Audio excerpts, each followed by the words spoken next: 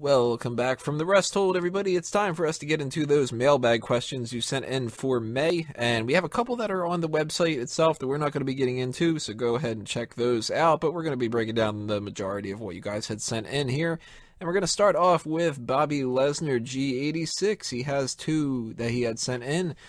First off, if you could any one superstar be the world champion for 2 years, who would it be and why? And Wago, please make someone who's not AJ Styles so that it is interesting who you pick. It's fine, you like him. I just want to know someone I wasn't expecting. Wago, I'm going to start off with you. Why are you going with AJ Styles? So the reason I'm going with AJ Styles is because he's absolutely phenomenal. Yeah, that about covers it. As far as somebody that would be a world champion for 2 years, that's tough, but my go-to was Dean Ambrose out of everybody. Not going to happen. I agree with that. Like, there's actually only one guy in the roster that I'd totally be okay with. Only one. Lesnar. Brock Lesnar, yep. That's what I was thinking, too. See, you know what I didn't go with Brock Lesnar for? I've already kind of seen it, so if I had the choice to pick somebody, out of all the people on the roster, the one who's the most over with the crowd that I think has a little bit more flexibility and could kind of go back and forth between babyface and heel and kind of like switch it up, so those 2 years are kind of fun, is Dean Ambrose. Kevin Owens is a maybe, Roman Reigns is a maybe, I don't know, but Ambrose I think I could have the most fun with if I were booking. Oh, no, I got another one. Triple H. He did just sign a new performer contract. And I mean, I was a Triple H fan growing like when I was watching back in high school, so yeah, I was used to having a champion, the same champion for the good majority of the time. Not the worst option. I said, not the worst option. Yeah. Hopefully nobody out there is thinking Darren Young. I was thinking perhaps John Cena. And now before you say anything, hear me out. Because he did great with the U.S. title, doing the defenses against random people every so often. He could do the same thing with the world title. Yeah, but when he's the world champion, he's burying people. When he's the mid-card champion, he's elevating people.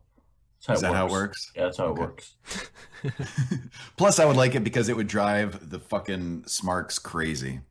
They would hate it. Even more than Roman Reigns. Actually, no, I think Roman's easily the one that drives them more nuts now. That is going to be an interesting feud when they do John Cena versus Roman Reigns. Cena's the one that Cena ends up being the babyface. That's going to be so odd, isn't it? Mm-hmm. He'll finally be a babyface again. And then right the night afterward, when they move on to a different feud, everybody will be like, "Oh, you fucking jerk."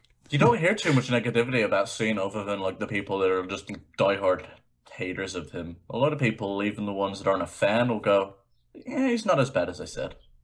A couple of people in the crowd, seen enough, am I right? 2007 rocks. They're doing that time back machine, the whole thing that Kofi Kingston was doing. Cena should be louder, angrier, and have access to a time machine. He should also slow down and turn on the lights. Other question from Bobby Lesnar was, is Phil Stevenson going to come back to Mega Powers Radio? I think Phil Stevenson is currently enjoying time in his Minnesota cabin, working on some fresh new dolls. And when the time is right, maybe he'll pop up. I think Starbound needs a new general manager. That's what I was going to say. I think he could be on the stream. Question from SurosIceCream. Can you guys do other tournaments like the hottest tournament in the future? Example, 32 bracket of WrestleManias. The thing with the tournaments is that they're kind of a bitch. They seem like they might not be a whole lot of work, but even something as simple as just like the images take a lot. And, you kind of like the lowest amount of time that you can do a tournament is like 5 weeks. So that is like, do you really want to dedicate 5 weeks to that? And, it's a possibility, but if we do have other tournaments, I wouldn't be able to do them in podcast form because it's hard to get people to even do the hottest tournament. And that's sort of like the one main gimmicky one that we want to try to do. And it's a difficult thing to do, but I do enjoy doing them, and I would like to do a lot of those things in the future. I wanted to do a best finishers tournament. I wanted to do just like the best current champion kind of thing, like for different titles and, a lot of different stuff like that. But it's logistically a little bit too hard to pull off. That's what I was thinking. The best WWE champions of all time. Mm-hmm. That'd be a good one. Or like, if we got the cruiserweight thing coming up now, who's the best cruiserweight of all time? Like, there's lots of things we could do, but we just don't have the time. And that's mostly because I got to do all that extra work. If I had like a little helper monkey, it'd be a different story. But I can't find Mojo anywhere. So stay tuned for the future. You never know. But for now, nope. Until then, keeping kayfabe, March Madness exists. Yeah, go back and check that out. It was tag teams, right? I've done WrestleMania. I've done WWE Champion, so 2 of them that you were just saying. And we did tag teams was the last one we did. If I remember correctly, the winning team made sense.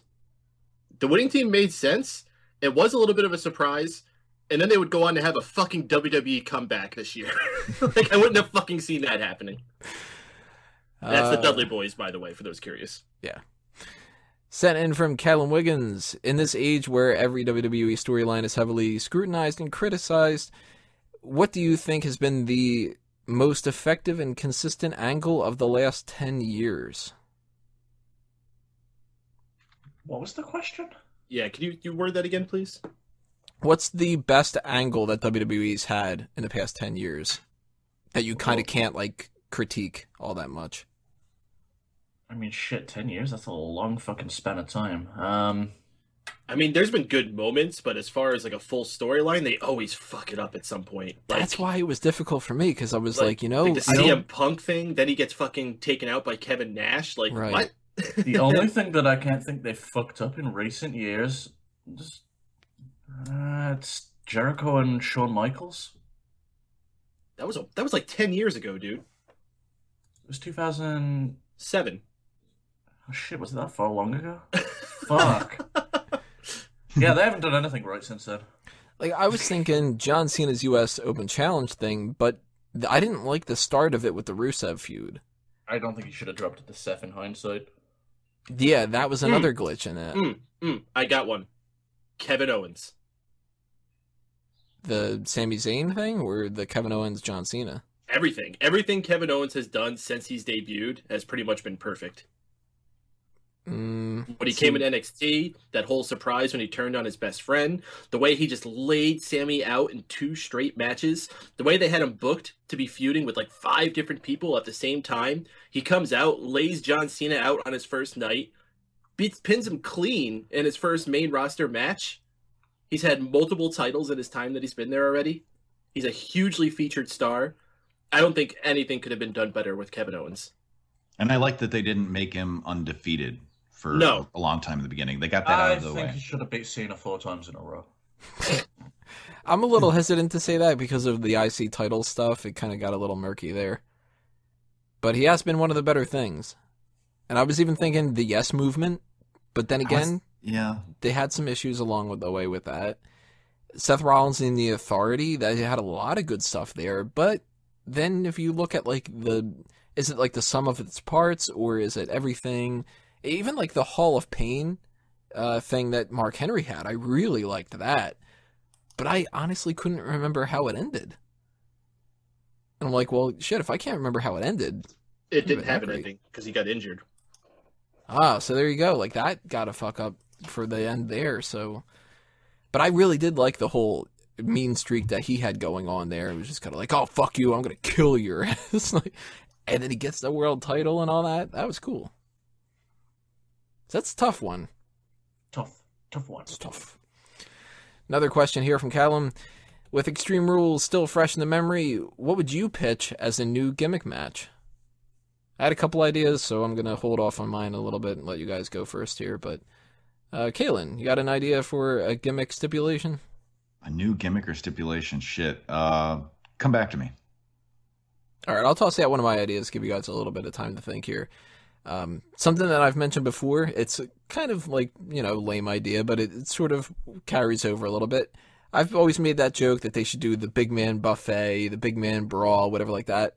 I still think that there's room to do a clash of super heavyweights and to kind of have like something that features the biggest guys on the roster so you can be like, holy shit, they have a lot of big fucking people that are in the company. Now we're starting to lose some of these people here and there, so it's not going to be as cool as it would have been before, but could still be a match that I'd be interested in.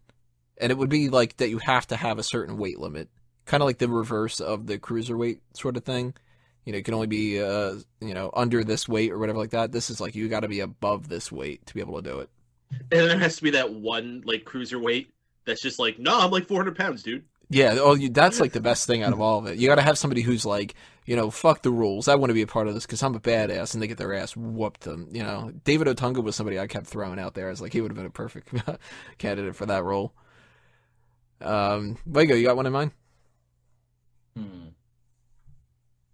Hamster ball match. They're wrestling in a giant hamster ball that rolls around the entire arena. Best match ever. Oh man, it's giving me flashbacks of American Gladiators. I thought of one for a new title while you were talking there. How about a title that, because a lot of times, especially heading into pay-per-views, they'll have the champion lose to the challenger and then retain at the pay-per-view or vice versa.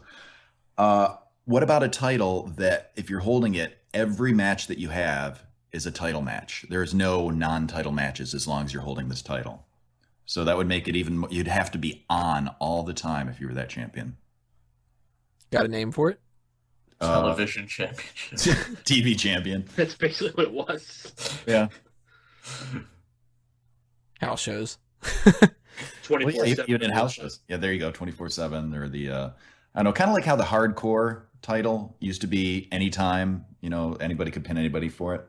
Sort of like that, but not quite that bad. It's the hardcore television championship. There we go. God, can you imagine TNA being, it's the 24/7 title, and it's got a big fucking green X on it? No, they just have 24 written in big fucking numbers on the front of it. Written in X's. So, I've watched a lot of Japanese hardcore wrestling, and I feel like I've seen it all. Like, I have seen any possible thing you can think to be used as a weapon. A bed of nails, fireworks, cacti, piranhas. These have all been things used as weapons in matches. What more do we need? WWE likes to do things that are a little bit more fun. So, I don't know if I want to go to any gimmicks that are for, like, Extreme Rules matches. Maybe we could do, like, just put something on a pole. Oh, I got it. So we can call it the Asylum match, and the guys can, if they're in a match, it's surrounded around a weapon that was used, they can put it at the top of the cage for them to use it, and then not use it. I have an idea for a match. It would be a dark match, literally. So the wrestlers can't see each other because they're in the complete dark, and all of the audience gets night vision goggles. So they can watch. Yeah, there we go. They did blindfold matches. Pretty similar. But it's not dark. Yeah, I get you. I'm going to toss out another one that I had here. Behind enemy lines match. You divide the ring into sections, depending on how many people are in it, but you can't put that many people in the ring. And you can only pin your opponent if they're in your section. So you kind of have to avoid going into your opponent's section. So if they body slam you into their spot, they can pin you. And if you fucking trip and whatever, you can get rolled up in their section, that kind of a thing like that. Be a little difficult to figure out how you would divide it, especially if you had like a triple threat or a fatal four-way. Besides which, those rings are nowhere near as big as they look on television. Yeah, so that's an issue with that, but maybe you divide part of the arena or something like that. There's ways around that. It sounds like a really cool idea and concept, but I bet being played out, it would look really clunky. Right, on paper it's better than the execution, I guarantee. You see, I have an idea sort of like that. You divide the ring in half, and it would be like a strap match. So what you do is you get one team holding on to one side of the strap, and then another team holding on to the other. And they could call it, I don't know, some kind of something, tug of something, I don't know. They can draw the line with chalk and do a sitcom. You got to stay on your side of the ring. See, this is the time where someone would go, "Huh, what about a reverse battle royal, guys? Isn't that funny?" And then we go, oh wait. Someone was actually stupid enough to do that. So here's one that I don't know if they've had this before, but it sounded kind of interesting to me. I was trying to think of alternatives to a cage match. The glass house match. And if you ever heard the phrase, people in glass houses shouldn't throw stones, the way to win, you got to throw your opponent through the glass and shatter it. Oh, Jesus. So, Maim, people. Cool. Yeah. But you could do like that fake glass that they do, that candy coating kind of thing. Hey, Like when Adam, Shane we got McMahon didn't get hurt. Adam Rose, we got some great news. You're rehired.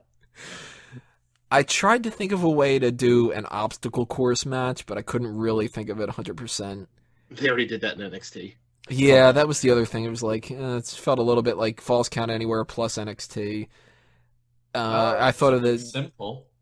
How about like a match where you have to use your opponent's finisher to win? That'd be kind of cool. Yeah. So Rock versus Stone Cold. Yeah, basically. That's funny. Be really bad for somebody like Big Show versus Neville. Go ahead, do that red arrow. Okay, yeah. He literally just stands on the stair like this, lays on the ground, going, "No, I'll wait. You're good. Go on, do it." Big Show's like, fuck it, just pretend to choke slam me. Another one that I have thrown out there is the 10 lives match, and instead of a 3 count going to a pinfall, and that's how you lose or win, you get 10 chances to be pinned. And it's not pinned like a 3 count kind of a thing. It's, say somebody goes for a pinfall on you and you kick out at 2, you're down to 8. There's 2 counted. You can kick out at 1. An overcomplicated fucking Yeah, stipulation. dude. It's another thing where it's complicated. It kind of takes the idea of the Iron Man match to a level that it doesn't need to be or whatever. But I was trying to think of like whatever I could, and I really, really wanted badly to think of something to be called the King's Ransom match. Couldn't think of a damn thing. At least I haven't got to clean this wall off because none of this shit is sticking. I do think that the out of all of them, the one that would make the most sense to me is the Glass House one. That makes the most sense to you.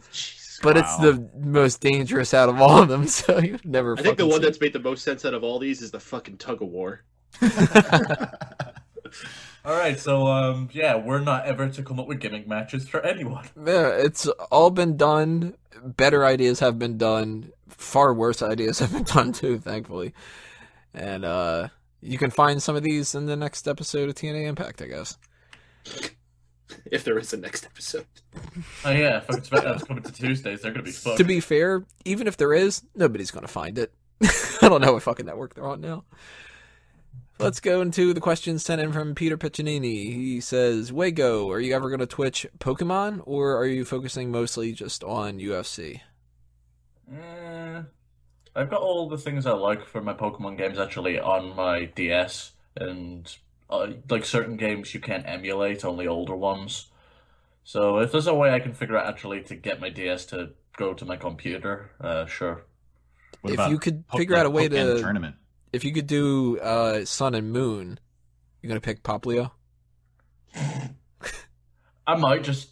Like, if it turns out that he evolves into a badass, I'm definitely picking him, but otherwise I'm not going with that. I'm Poplio. Derplio, I like chicken nuggets. Second question here. What do your girlfriends/wives think of the Sexiest Man/Women tournament? I'd assume nothing, but the thought crossed my mind. My ex hated it.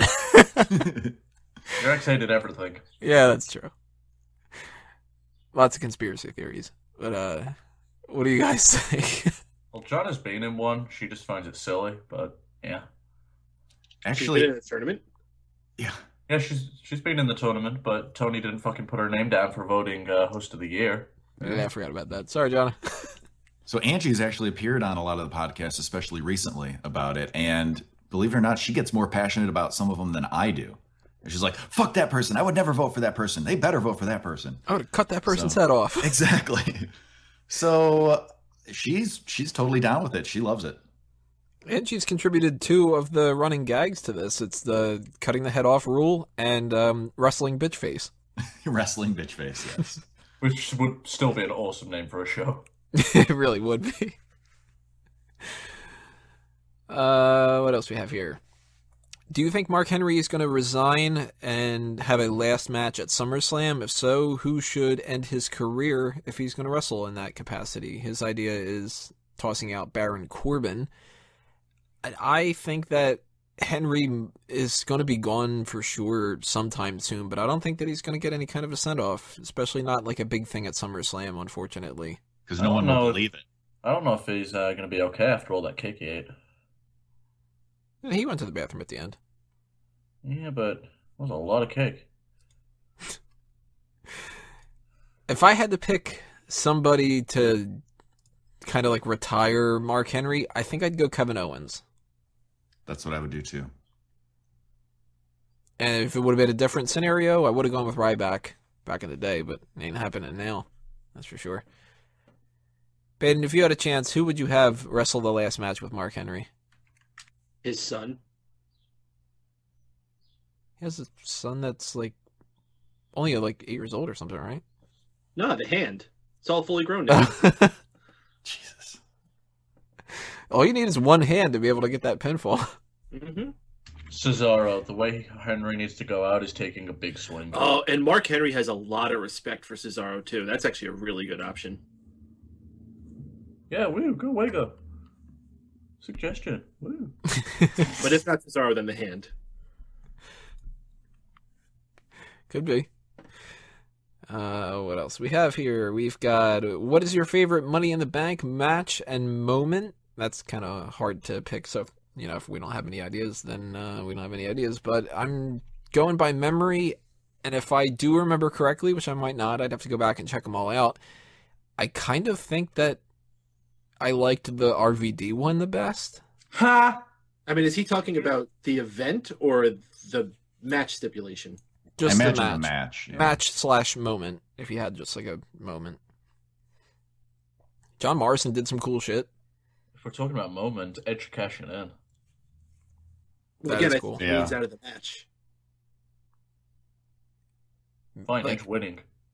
Shelton Benjamin had some cool stuff too. I mean, all these fucking matches are the same.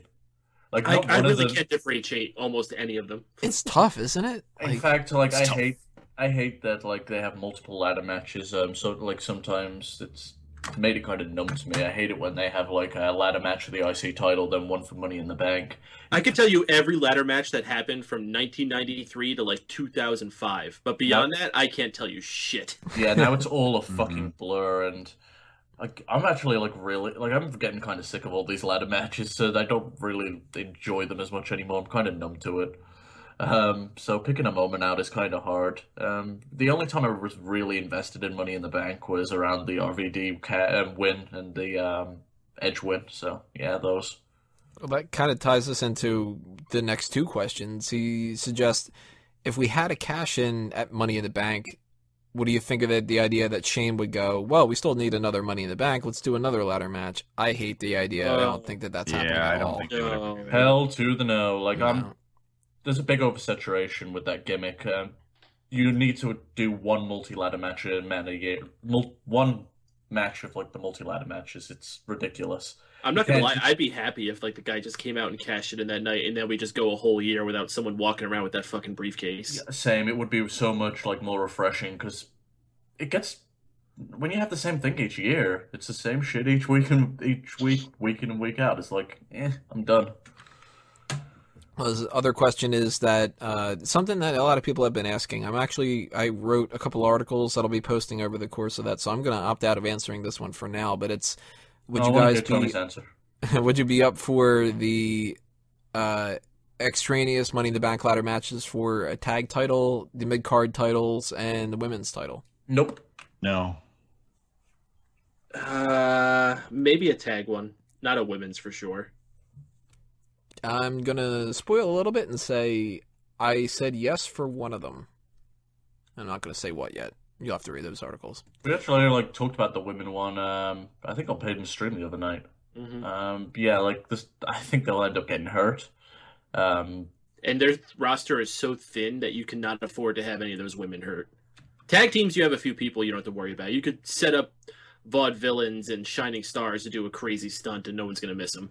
And let me just say, like, I'm not worried about Charlotte and Sasha. Like, I think they'd be fine. I like, if an accident happens. But I mean, like, I don't think they're gonna do something stupid that causes them to get injured. But there's a lot of people that are still learning to put a singles match together. They shouldn't be in ladder matches. Yeah, you're really going to trust Eva Marie doing something in a ladder match? No, see, I would love to see a singles ladder match. Oh, definitely. Like, I bet Sasha and Charlotte, they could have one similar, like, remember when Bo Dallas and Neville had their ladder match? And it wasn't so much about, like, stunts. It was much more psychology-based with the ladder. I wish we could get back to that, because that was the beauty with the Jericho and Shawn Michaels one, and that was also the beauty with the original ladder match. Mm-hmm. Peter throws out the suggestion, do you think we will ever have a 10-minute to 15 max women's Royal Rumble match? I don't think so, but you know what? I can see them trying it at one point and then never trying it again, because one of the biggest issues with this, they never have the women go over the top rope. You can't do a Battle Royal, really, and have it feel like a Royal Rumble if it's that lame-ass version where it's like you can get kicked out of the ring. Yeah, I'm definitely with you on that. Because they did one not too long ago, didn't they? Within the last couple of years, they had a women's... They do Battle Royals. Battle Royals. It's not a Royal Rumble, so... Right. And that's the type of shit where, like, Gail Kim eliminated herself, but just by walking away. We've been talking about the Money in the Bank, the multiple matches, like, it makes it feel less special, and the same thing would happen with the Royal Rumble, I think. Yeah. Like, the less of these gimmick matches, the better. We have a few, they're more special, you can build to them. Then it would be the Royal Rumbles match. It'd be like, just, One versus all, twice. Yeah. The biggest match of the year, and the other one. Next up, question. This is from Peter as well. He says, are any of these active? Because I haven't heard them plugged in a while. So let's just kind of break these down a little bit here. Hot Fire Mixtape. Any plans on that? So, the deal with Hot Fire Mixtape. I want to do it. I studied more into the rights that would be required to do a show like Hot Fire Mixtape, and it's too much. Like, I'm more than willing to buy the rights to use the songs, but you have to, like, track stats, you have to track every single download, and you have to report them weekly or monthly, depending on which bureau it's with. It is so much work, and it, like, radio stations will have someone hired specifically just to do that shit, and it's a full-time job. And it's expensive. So, I mean, like I said, I'm willing to pay it, but it is a big cost, and I can't justify that right now. So it's on ice. I would like to get another episode out. I may have to work with more independent artists, which I don't think is a terrible idea. But for now, I got a little more caught up getting the Twitch stuff going. So I kind of just play music on there. Did you say that the Hot Fire Mixtape is on ice? Yeah, I wanted to make that joke, you fuck. I was waiting to do it. Fuck you both. All three of us just sitting there, like, grinning, just kind of going, You know what? Hats off to us, though, for not interrupting him. So I guess it could be a song of ice and fire. Anybody? So is that one coming back too? I don't know. He had a podcast. How is Game of Thrones?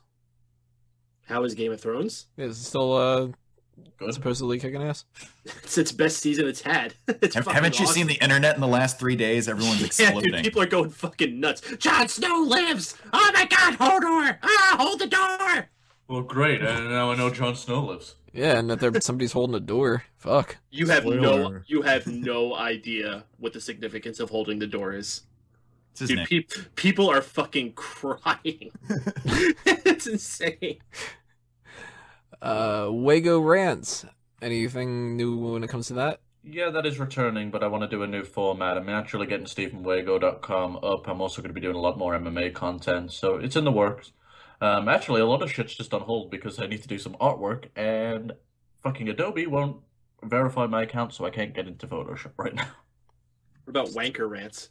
Wanker rants? I can bring back wanker rants. At least I don't have to really do much work for that, other than fucking... Just pick a topic and go. Yeah, fucking have some water. And then occasionally pause the fucking recording so I can laugh.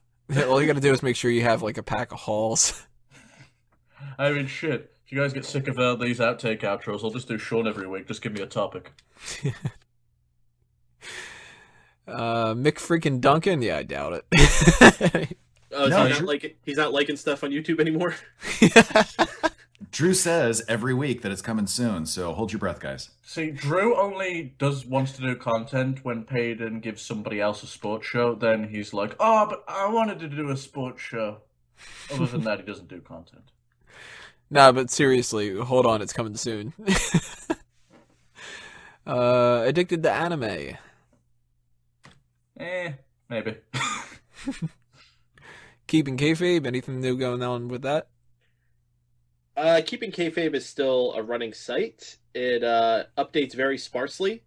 I mean, it's always kind of just been what it is. It's always just been kind of like a home for random stuff and wrestling to go on there. Now, the podcast is something I keep going back and forth on whether I want to do. And a big problem with that was that I already do 2 fucking wrestling podcasts a week. Yeah. So like, when it comes to me wanting to find the motivation to do that, it gets a lot tougher. But I tell you, this new Raw post show we're doing is making things a lot easier to digest for me. And that may allow an opening up to get that rolling again. Because I miss talking about old matches like that. Like I like that so much more than talking about modern day Raw. So much more. But we'll see. We'll see how that goes. For now, the website is still active, so you can always go to keepingkayfabe.com, see some articles and pictures and things I post on there. And I should say, maybe with Addicted to Anime, the issue that we're having is we want more than just me and John on there, and we also want to find a different way of doing it. It's like, we don't want to just talk about one particular anime that week. We want to have more of a broad discussion. We're still trying to figure out what's the best way to do it, so it's on hold until we can figure out a way. It's on that ice. Yeah. Last up on this list was the Tony Mango YouTube account. That's never going to have content on it. All it's going to have is the stupid shit you've got there where my buddies are puking. You should subscribe there, because when Tony's accounts inevitably get taken down again, you might upload to there. Yeah, that basically would end up being the situation. By the way, I have 2 copyright strikes in current appeal. So for Smark Out Moment or Fanboys? For Fanboys. Both of them Fox. I was expecting you just to go, yes. I'm surprised no one asked about All Talk Show. Oh, that's actually his next one. Was any plans for a Smark Announce Table or All Talk Show in the near future? I do want really badly to do a Smark Announce Table, at least one of them, for a Money in the Bank match. But it's like the schedule sucks balls recently. So I don't know if I'm going to get a chance to do that, and I don't know like which one we would do, or we'd do multiple ones. Like, I'm with Mike partially though. Wrestling content, you do get sick of just doing it though. Yeah, that's it's like pain in the ass. when you watch 3 hours plus whatever shows you might watch, or you may like, I know Payne watches Lucha Underground, for example. Then you go and talk for 2 to 3 more hours, and then another 2 hours. It's just like, kill me now. And then you count other random like stuff you might watch, like Camp WWE, Edge and Christian Show, any other podcasts you might listen to. Dude, I'm spending like 20 fucking hours a week around wrestling shit. Oh, they give you so much content. Well, I mean, it's not just what they give me; it's everything I'm doing too. Yeah, and then, like, for me, like, with the UFC, it's so fucking borderline close to WWE in terms of how the fans react and all the bullshit backstage. It's like I have to go through it twice. Yeah. And I actually have a rule I sort of developed whenever I'm on my Twitch, and unless I'm doing, like, a WWE stream, which I've been doing more of lately, I don't talk wrestling there. Mm-hmm. I want to talk about fucking something else. Anything else, except for politics. I mean, it's like, especially if you're playing a game that's like, you're playing Back to the Future, you're not going to want to talk about fucking wrestling. It's actually refreshing. Like, when I've done it myself, it's like, it's so much nicer when somebody brings up a different talking point that isn't, yo, did you hear what those fucking idiots booked? Right. I mean, there's more important things to take care of. You have to start arguing whether or not you're pissing off truckers and stuff. Well, that's one thing I was going to bring up about the All Talk Show. Actually, Payden's stream, sometimes we'll jump on there and talk with him during the show. So it's random stuff we talk about during then. So that's sort of an offshoot, I would say, some of the conversations that happen in the Twitch stream. Yeah, the main reason why the All Talk Show hasn't been around, I don't think at all this year yet, I think our last episode was December, is a combination of time, and we would get sick of each other if we were constantly on fucking podcasts with each other. I'm sick of you now. Yeah, like, to be quite honest, I told Tony the other week that I'm just really not interested in doing the tournaments all the time. It's just you get burnt out of doing this shit.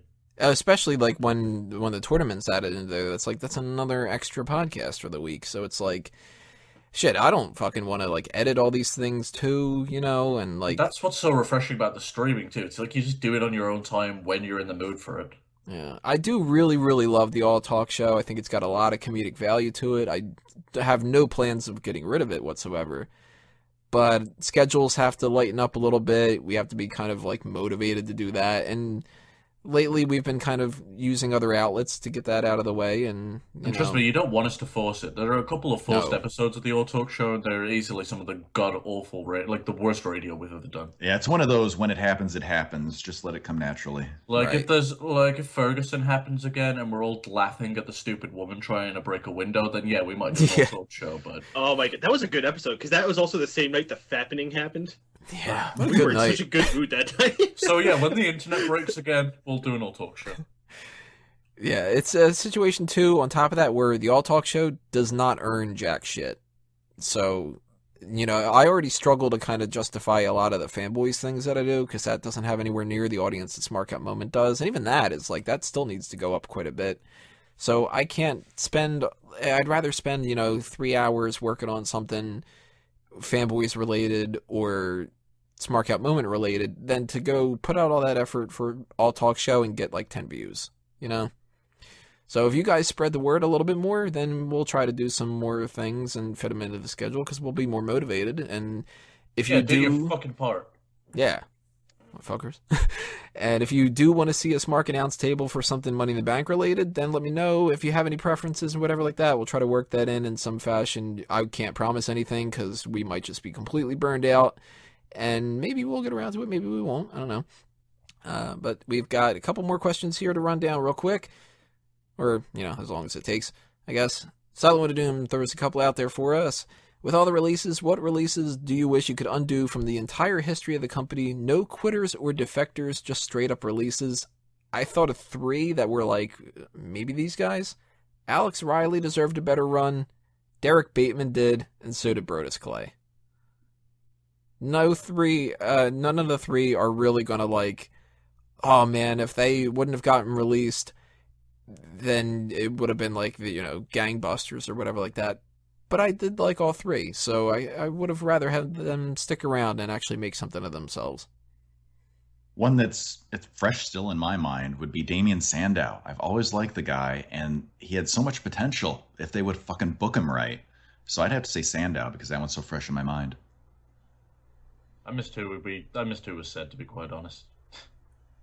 Hurt. Who, me? Sandow, I said. Sandow. Nah, I ain't got no one. They can all stay released. Yeah, there's no one particular I'm like, oh, that guy really didn't get it. Like, everyone had their chance.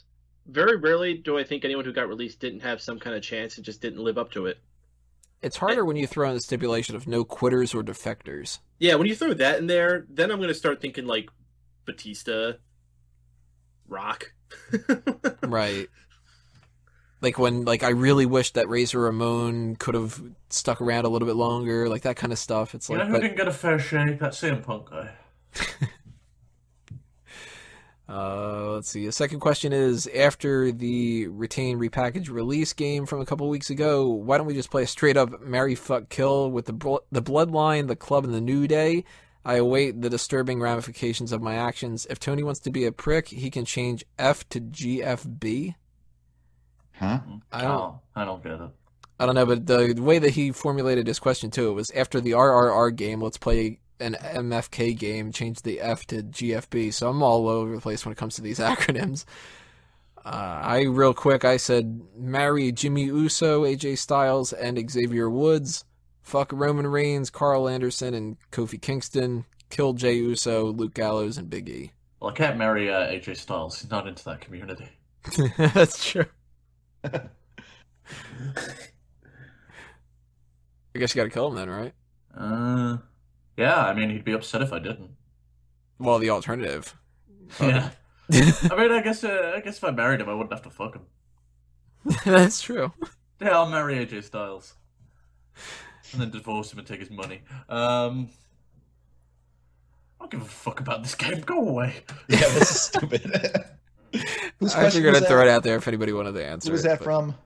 Silent Wind of Doom. Fuck you, Silent Wind of Doom. Yeah, Silent, I'm taking 100 points away from you.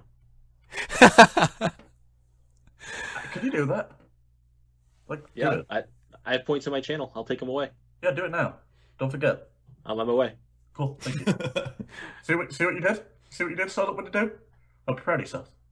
He has one more question. He says, with Adam Rose being dropped like a hot Rusev, who do you think would be the most fitting replacement for him on the Social Outcasts out of the remaining roster right now? Well, Break up the Social Outcasts are useless. It would have been Damian Sandow, but Yeah. I don't know. I thought Victor was fine. What was wrong with him? Like, he even looks kind of like Adam Rose. They could have kept using the same merch. I would go for Darren Young. He's better than Connor. So Darren Young gets pushed aside from Bob Backlund. Not even Bob Backlund wants to be his friend. That's the best thing about this whole gimmick they're doing, though, is that Bob Backlund's there. If you get rid of Bob Backlund, fuck Darren Young. Bob Backlund could be like the Social Outcasts life coach. He's like the original Social Outcast. And our final mailbag for question. years. Our final mailbag question was sent in from Stephen Wago. That was. Yeah. Who? If you had a cardboard box to play with in your whole imagination, whatever, what would you pretend that it was? Oh yeah, I forgot about this. Spaceship, man. You gotta go spaceship. Or a Megazord. Oh, Megazord would be good. Could be a pretty badass turtle. You could. Maybe even a Thunder Turtle. See, I'm thinking like either a castle or a tank, because with the castle, you could maybe have some kind of game like maybe water balloons or something, and that could be your fortress, your defense. And with a tank, it's like a defense fortress, but it also has massive firepower. So either way, the box is something that's hugely strong, and then the enemies that you're fighting. So I don't know. What does the tank shoot out? Water balloons. I think you guys are missing something that's severely more fun than any of those. A cat in a box. Is it alive or is it dead? Wait, you had a cardboard box, and you, in your imagination, you're imagining a cat being in the box, and the box not being anything else? I'm imagining that I'm a cat in a box. Did you ever see how much fun a cat has in a box? Oh, that you're a cat in the box. I thought you were imagining a cat in the box. I have 2 boxes that just sit around my house because the cats love them. Mm-hmm. He's not wrong. I'm just picturing Peyton that first, like going like, oh man, be great if there was a cat in here. Like Peyton's eyes get big and he just dives in it. Oh, there's Peyton again, tuckering himself out with that box of his. There's Peyton. We all know if it fits, he sits. By the way, I was not advocating cat violence. I love cats. I was trying to make a stupid Schrodinger's cat joke. Not even with your water balloon tank? Yes. Well, I mean, you know, cats like water balloons too. So, everybody, leave your comments below. Tell us what you think of all these different things. What is your cardboard box in your imagination? And what would you do for all the other things? I ain't reading them again. Go ahead and listen back. We are going to get into our final part here, the Fantasy League in Part 5. So, stay tuned. Click on that part. See what ends up happening with the trades and any kind of updates that we have.